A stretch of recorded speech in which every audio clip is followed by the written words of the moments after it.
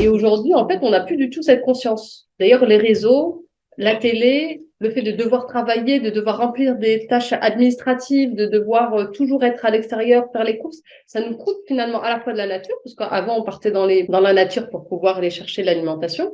Aujourd'hui, on va dans les centres commerciaux. Il faut penser à payer son loyer. Il faut penser à faire des études. On est vraiment dans le mental, en fait. Et notre conscience, notre présence, en fait, elle est juste avec ce qu'on doit faire, soit dans le passé, soit dans le futur. Et du coup, on quitte notre corps.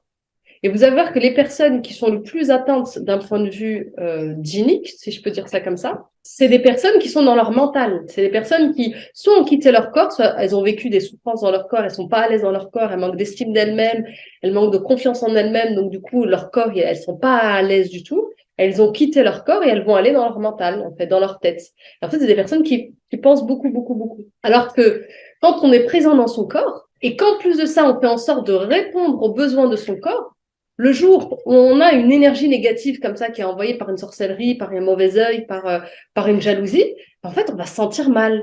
Et on va tout de suite, on va la capter. Et on va pas se laisser faire. Parce que nous, notre but, c'est de trouver la présence. La présence d'Allah. Et la présence d'Allah, c'est quoi? C'est la plénitude, c'est le réconfort, c'est le bien-être, c'est le bonheur.